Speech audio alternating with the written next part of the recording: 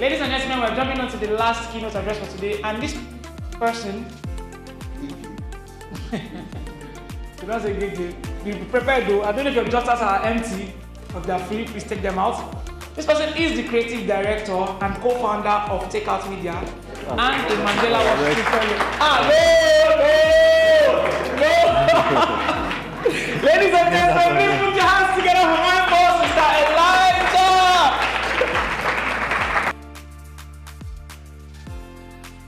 So, first of all, I want to begin by thanking every one of you for staying in your seats till this time of the event. So a round of applause for yourselves.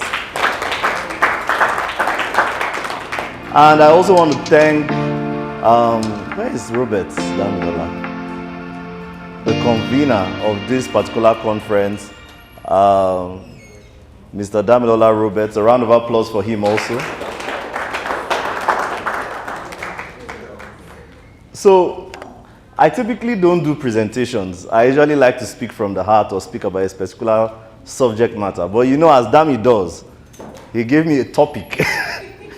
I felt like I was going to deliver a lecture, you know, but I tried my best. And I might go off my slides a little bit, so please forgive me, all right? But at the end of the day, I'm sure you'll find value in what Dami has designed. I believe NorthStar Conference is a leading conference, and I believe that after this particular edition, the next one will be bigger, and it's going to be better, all right? So I'll be talking on turning lemons into loyalty, the sweet side of disappointment. Governor, hold on. I can see one of my fans over there. All right. So basically, have you ever walked out of a store or used an app and you felt frustrated and unheard? Yes. Raise up your hand if you have. Okay. Some people have never felt frustrated or... Cheaper cash. Okay, I will not name brands, please. I'm an advertising person. I feel they pitch for their accounts tomorrow. IG vendors. We all have that experience where we use the particular product and you always said, I'm not going to use this product anymore. I'm not going to allow anybody from my lineage use this product anymore. You know, when we're playing the Kahoot game, where your humble self, ghosts, won, right? One of the things that we found out was that one of my friends was using a particular network. And when we were done with the game, his page has not loaded. I will not name the network, but fill in the blanks. There you go. Now play at the play. You hear me? No, go tell them. Anyways, but you get what I'm trying to say. All of us have had that feeling of frustration, right? And this is why we felt, basically, broken promises and unmet expectations actually causes us to feel a certain way. Let's not forget that people don't remember what you do. People don't remember even what you say. They remember how you made them feel, right? And that's why this is important. Because we are talking about, this is a branding conference, this is a market conference, and we all know the power of a brand, right? What is a brand? Can I get someone from the audience? Just in few words, what's a brand? Someone said identity? A brand is simply the way your customers or audience see you. Exactly. And the best definition I've had of a brand is your customers' gut feeling about you. Because you know what? People are really not rational. People are actually emotional.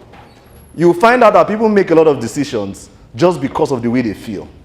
You might even think that yourself you are rational, but you are lying. Because the fact of the matter is that science has always said that we make decisions based on how we feel. You know, I was speaking to a friend of mine the other day, and he said, some decisions don't make sense in Excel, but they make sense on the dinner table. When you sit down with your wife or you sit down with your loved ones, they know that, oh, we should have used this money to buy a new house. We should have used this money to maybe start a new business that would have brought in more money. But if you buy a house, you know that your wife will be what? Happier, right? Because she will have a sense of what? Security. So we really don't, you will tell her that, oh, this money, if we put it here, it will give us 30 million. She is hearing you. But eventually, what does she want to see? a house, right? So we are all not as rational as we think. And to be sincere, we all don't need to be rational. We actually don't need to be rational. I see a lot of people that say, oh, you just have to be rational about everything. No, you really don't need to be rational about everything. That's a very sad life you want to live. Someone says that if you are going to be rational about every decision, it's like playing golf with the same golf stick at a golf club at every single hole. You know, there are certain golf clubs for the right hole, right? So that's the same way about rationality and irrationality. So that's the reason why we are talking about how your customers feel. And I love the way Damilola Roberts began his particular session. He spoke about customer delight. I actually think I should have called my session that, how to manage customer delight. Because the moment your customers are delighted, what will they do? They will speak about it, they will talk about it, and they will give you their monies. All right? So, but now, the thing about the journey of building our business is that we've all come to see businesses with needs and expectations. Nobody comes to your business just because they just like your face. We all have what? An expectation, right? Some people just want a delicious food, but as much as you say, oh, I'm just selling a delicious food, is that the only reason people come to your restaurant? No. They also want to have a what? A great ambience. They want to have a great experience. You know the way it is now in Abuja, everywhere you go, you enter somewhere, they are burning something. They are just throwing fireworks, you know, and then that's the reason people go there. They just want to capture that moment and post it on their Snapchat, and they will pay 70,000 or 100,000 or whatever. The food might not taste good, but you will go there because of what? Call the experience, right? So now it will be foolish of you to just say, it's food business, mine tastes better. I was having a conversation with a friend of mine yesterday, and he was telling me how his own sandwich tastes better than a very popular sandwich brand in Abuja, you know, that he has even heard that his own is bigger. I say, Oga, keep talking. The fact of the matter is that people came also for the experience. They want to be able to associate with something like that. So, but you see, disappointment sets in when you offer one without the other. So you see different brands that are offering one thing but are not offering the other. I've worked across brands, and I will not use any of the brands that I've worked with for examples because, well, maybe a turnaround story I might just put in there, but I don't want to lose my job. So I will try to stick to the script. But you find out that a lot of people offer one without the other, and that causes a sense of disappointment. I mean, Damilola was speaking about it in his session where he spoke about growth. And one of the things he mentioned was that you should what? Imitate 80% and do what with 20%? Innovate 20%, right? And there's a reason behind it, because whatever industry you are playing in, there is already a level playing field. That means there's already an expectation of the customer. Imagine you come to a bank app and you can't use the bank app to transfer. Say that, but you can receive. You can receive, but you can't transfer. Hello? Or you can't integrate your card. You can't see your card balance in case maybe you have like $1 card or something. Won't you be wondering, like, is this bank okay? Are we together? So the point is that there are certain expectations that people have, especially when you come to an industry or a particular product, because certain barriers to entry have been set. So let's say you want to go into real estate. Let's say you're playing into real estate, and you don't want to do billboard. I know Dami there was saying growth hacking. Keep growth hacking. There are some industries you can't play some jokes with, because there needs to be a sense of trust. The billboard is not necessarily for awareness. Some people will just feel like for them to have this number of billboards, they must have money and they must be a big company. My money is safe in their hands. But you might say, no, we are a simple company. We focus on the work. You know, and my colleagues, they are laughing because they see it a lot, right? They'll just be saying all sorts of things. Our buildings are stronger. Our buildings are better, you know, and the fact of the matter is that if I had to flatter myself, there was a brand I was working on, and I was actually pitching for an account, and I told the person I was pitching to, I said, oh, I work for this brand. We don't want to handle it. I said, oh, really? He said, it seems like their marketing is better than their buildings. I said, I'm sorry, I don't know how to take that. I don't know whether to take that as a compliment, you know? But anyways, let's go to the next slide. All right, so every business exists to solve a problem, right? A friction in the market. And we fail to deliver on these promises, and disappointments will set in. But remember, my topic is what? How to turn your lemons into what? Loyalty, right? Not lemonade, but loyalty this time around. So So now your brand does not offer a complete experience. There is such a thing as a complete experience, right? I don't want to go, I mean, if you love Fura the no-no, like I do here, raise your hand. Hello. Okay, I see some fellow lovers here. So imagine if you went somewhere and then they are selling the Fura, but the no-no, they will tell you to go and get it somewhere else. How would you feel about it? It's an incomplete what? Experience. So when you have an incomplete experience, automatically you would what? You feel bad about that product. You would rather go where you have an all-in-one experience. What are the other things that causes disappointment?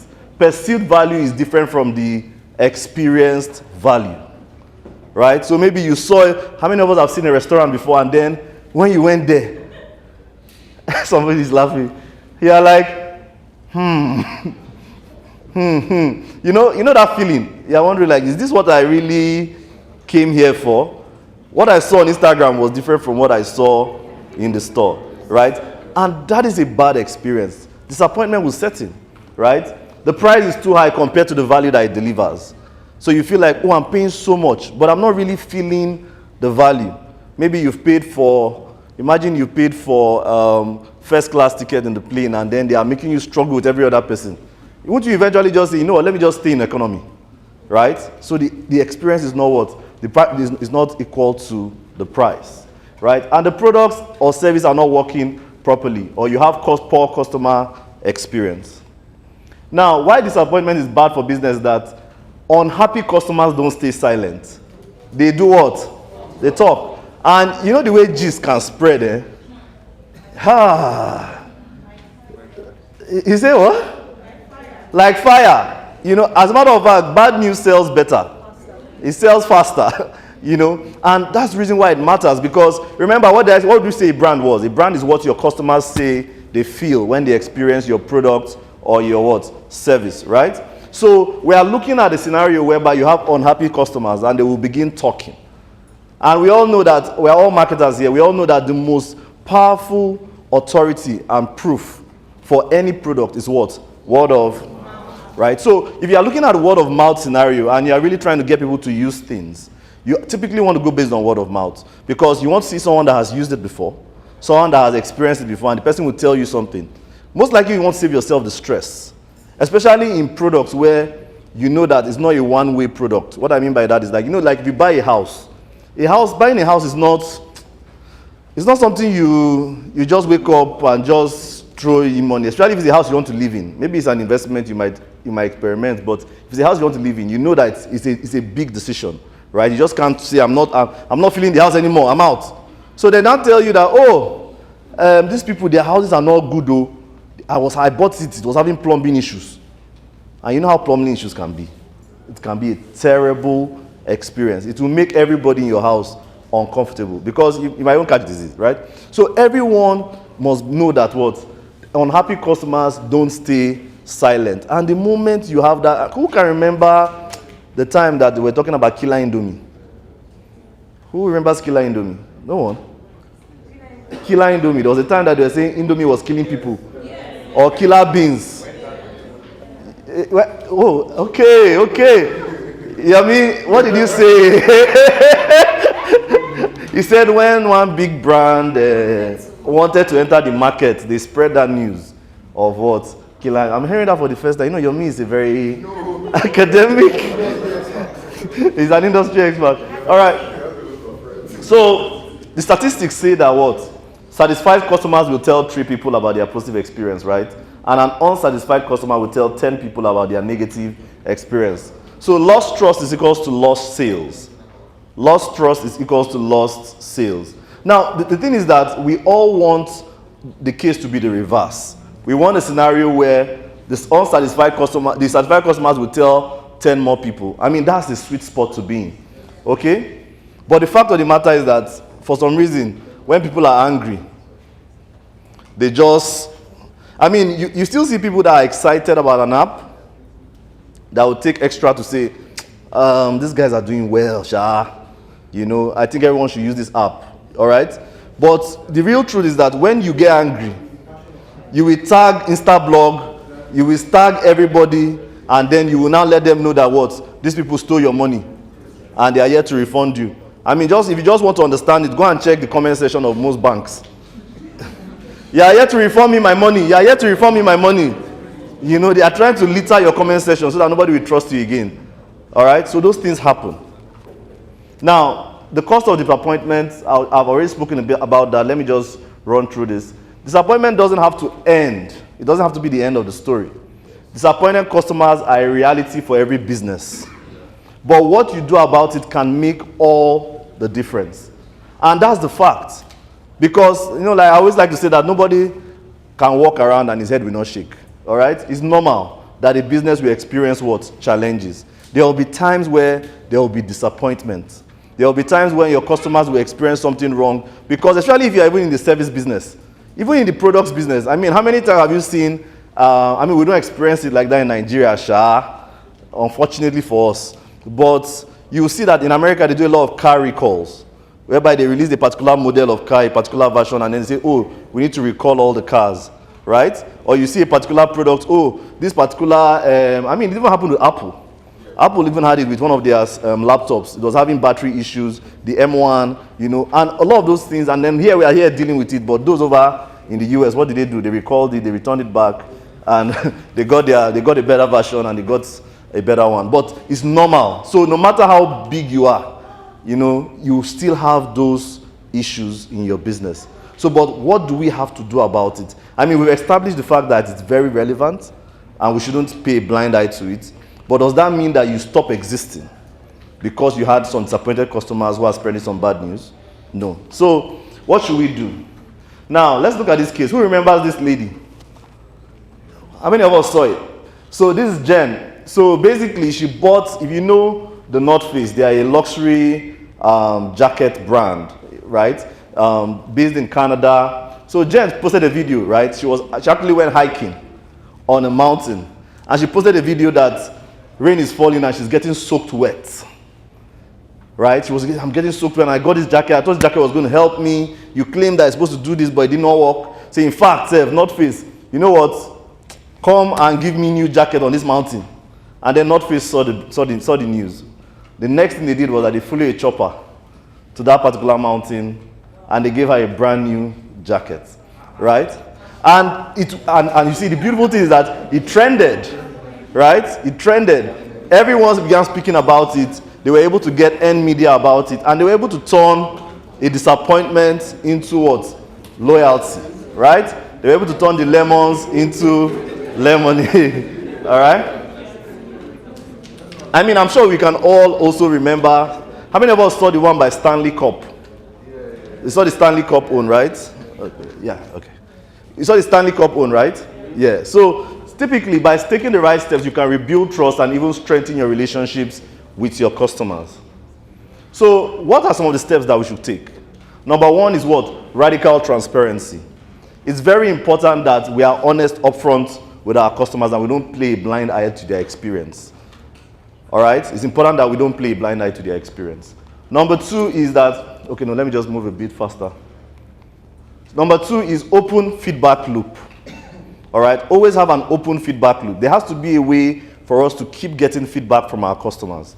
All right? Because sometimes what happens is that some customers might have these bad experiences, but they might not even mention it to you. They will just take it and be like, oh, Nigeria, bad customer service. And they will just keep it to themselves. It takes you going to them, giving a chance for them to engage with you and tell you what you can do better, that you'll be able to make better improvement to that disappointment that they had with your brand. Number three is personalized experiences, right? I mean, Ms. Pelumi already spoke on that and explained a lot about it and showed us really the cheat sheets. I mean, if you get her slides, just copy that and paste that page and I'm sure you'll do very well. All right? Number four is be as quick as flash. All right? What that simply means is disappointment will stay, right? And complaints will linger when they are not attended to. So as fast as you discover them, just do what? Show up. Find a way to show up and then find a way to engage with your clients immediately. I call them clients, call them customers, whatever it is really. Just find a way to engage with them immediately so that it doesn't fester and it doesn't linger, okay? Number five is get proactive and not reactive, right? So one of the things that you must know is that you must not be a reactive person when it comes to what do you call it, disappointments or crises. You must be someone who is proactive. So you should have had systems in place to ensure that these things that happen will get solved immediately. And then number 6 is lay out your red carpet. Ensure that from the beginning of the experience, you should have already, all right, been created such an expectation that they feel so welcome to the brand that even when things go wrong, you know, there are some brands that we make excuses for. You know, there are brands we make excuses for. You say, Kai, no, I'll report to your MD. It is, I'm sure they know this will not happen because they know that this brand has a certain what? Standard. Because we are all human too. We all feel when other people also make mistakes. And of course, we know we also make mistakes, right? So that's how it typically works. I'm trying to keep up to time. And then if you forget everything else I've mentioned, remember that happy customers are your biggest cheerleaders. Sharing positive experiences and bringing in new businesses. Number 2 is what? Business is all about solving problems, right? Not just the initial one, but disappointment that can come and arise when things go wrong. So it's not just you just solving the first problem as a businessman. There are also other problems that will come up, and that's why they say business is a going concern. Number 3 is the difference between a booker and a fancy restaurant is what? The experience, right? So make your experience the reason customers rave and not rant. My name is Elijah Affi, and thank you for making out time.